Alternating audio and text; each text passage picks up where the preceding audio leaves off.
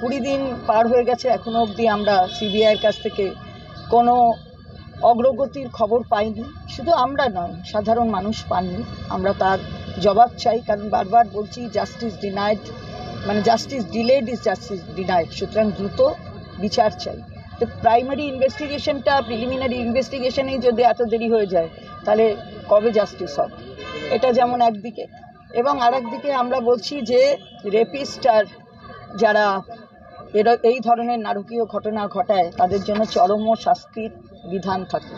এখন অবধি ভারতবর্ষে যে আইন বলবৎ আছে, যে আইনের কিছুদিন আগেই পরিবর্তন ঘটেছে, আপনারা জানেন যে IPC, criminal procedure code, Indian evidence act, এগুলো সব পাল্টে গেছে। পাল্টে গিয়ে বিএনএস, বিএনএসএস এবং এভিডেন্স অ্যাক্টেরও একটা অন্য নাম হয়ে সেখানে সব হয়েছে। তো সেখানেও আমরা দেখছি না যে লাইফ ইমপ্রিজনমেন্টের ওপরে কোনো সাজা রেপিস্টদের জন্য নির্ধারিত করা রয়েছে। আমরা বলছি এই লাইফ ইমপ্রিজনমেন্ট কি হয় সেটা তো আমরা দেখতে পেলাম। গুজরাট হাইকোর্ট বসে যাবজ্জীবন কারাদণ্ড প্রাপ্তদের ছেড়ে দিল, তারপরে সবাই তাদের বরণ করে নিল, আবার অনারেবল সুপ্রিম কোর্ট তাদের জেলের পেছনে ঢুকিয়ে দিয়েছে। তা আমরা চাইছি ক্যাপিটাল পানিশমেন্ট। তো এই ডেথ পেনাল্টি কোথাও নেই, তাই জন্য আমরা এই দাবি করছি এবং আমাদের সরকারের পক্ষ থেকে কালকে একটি বিল পেশ করা হবে। আমরা দেখি তাতে কি আরও কি যুক্ত আছে তার সাথে। নিউ টাউন এলাকা নিয়ে একটা প্রশ্ন, কৃষ্ণাদি পাশে আছেনও সুকান্ত মজুমদার, তিনি টুইট করেছেন এবং প্রশ্নটা একদিকে আইন শৃঙ্খলা নিয়ে, আরেকদিকে আইন শৃঙ্খলার প্রতিবাদের ভাষা নিয়ে। সুকান্ত মজুমদার টুইট করে তিনি বলছেন যে এটা কি মিনি পাকিস্তান হয়ে উঠেছে না পশ্চিমবঙ্গ? পয়েন্ট ব্ল্যাঙ্ক রেঞ্জ থেকে গুলি করে মারা হচ্ছে একজন মানুষকে।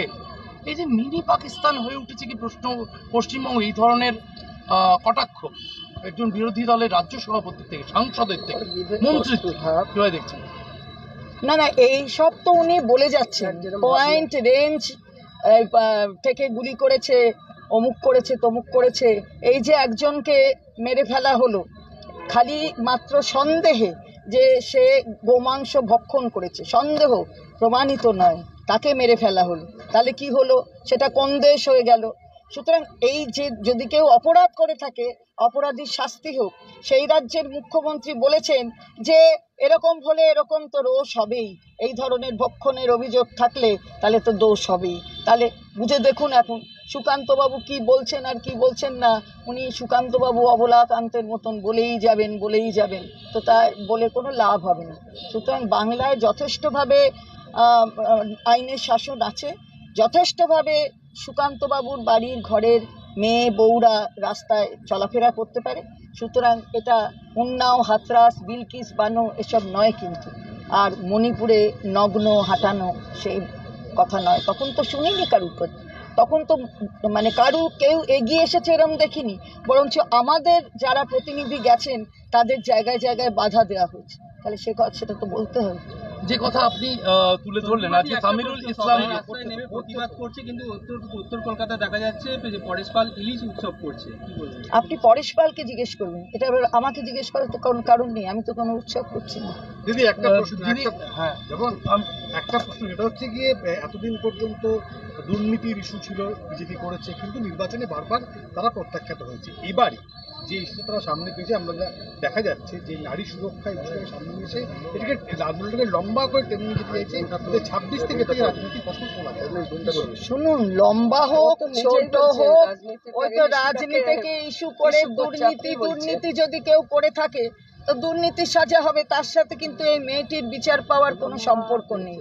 সুতরাং এই ইস্যুটাকে ঘুরিয়ে 26 অবধি যাবে। আরে 26 অবধি যেতে গিয়ে পায়ে যা দরকার হয় লাগালাগির আর কি, অর্থাৎ রাস্তায় হাঁটার যে ব্যথা পেতে হয়, সেটা ব্যথাটা পাওয়ার মতন সাহসও নেই, যোগ্যতাও নেই, অভ্যাসও নেই। দেখলেন না কিরকম জল কামানের বিরুদ্ধে দাঁড়িয়ে থাকতে পারলো না, দৌড়ে দৌড়ে দৌড়ে দৌড়ে পালিয়ে গেল। যখন টিয়ার গ্যাস ছুড়ল, চোখের জল, তখন আমাদের মেয়েটির জন্য বইবার ব্যবস্থা সেটাও করতে পারলো না। তো এরা আবার কি করবে? 26ও বলে দেবে যে তৃণমূলের সরকার থাকছে, মমতা বন্দ্যোপাধ্যায় তিনি সকলের জন্য ভাবেন, তিনিই থাকবেন। দিকে দিকে অরাজনৈতিক মিছিল শহরে আজও দেখা যাচ্ছে। 1 সেপ্টেম্বর আমি তিলোত্তমা, আমরা তিলোত্তমা ডাক দিয়ে সেখানে সেলেবরা আছেন, অরাজনৈতিক মুখেরা রয়েছেন, রাজনৈতিক সমর্থকরা রয়েছেন। এই যে অরাজনৈতিক মিছিলগুলি একের পর এক, নানান পেশার নানান মিছিল, এই রাজ্যে গণতন্ত্র আছে বলেই সব পেশার সব রকমের মানুষ মিছিল করতে পারছে।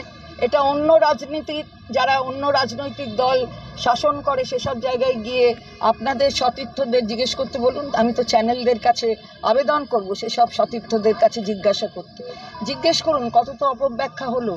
অন্য জায়গা থেকে যারা ডাক্তাররা নেমেছিলেন আন্দোলনকে সমর্থন করে, সেখানেও তাদের বিরুদ্ধে এফআইআর হয়েছে অন্যান্য রাজ্যে, সেগুলো জিজ্ঞেস করুন। আপনারাই তো করবেন, আপনারা তো fourth pillar, self claimed fourth pillar. সংবিধানে নেই 3টে পিলার আছে, কিন্তু আপনারা সেলফ ক্লেমড ফোর্থ পিলার। আমি সেটাকে সম্মান জানাই, কারণ নিজের কাজ দিয়ে আপনারা করছেন, নিজেদের দক্ষতা দিয়ে করছেন।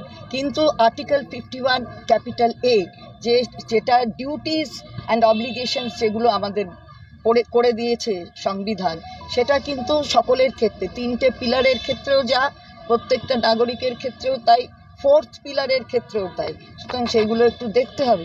সেখানেও একটা যুক্ত আছে, দেখবেন একটা ক্লজ যুক্ত আছে যে এই ধরনের যারা রিনাউন্স করে, অর্থাৎ উইমেন্স ডিগনিটি, সেই ডিগনিটির কে ব্যাঘাত ঘটায়, এই সমস্ত জিনিসগুলো যারা মেনে নেয়, যারা ওইগুলোকে গুরুত্ব দেয় না, তাদেরও কিন্তু সেই ডিউটির মধ্যে পড়ে যে সেটা করা যায় না। আমরা করছি এবং রাজ্যে গণতন্ত্র আছে বলে যারা করতে চাইছেন, দেখেছেন তো মাননীয় মুখ্যমন্ত্রী সবসময় তাদের সাথে থেকেছেন, কারুর বিরুদ্ধে তো কিছু করা হয়নি।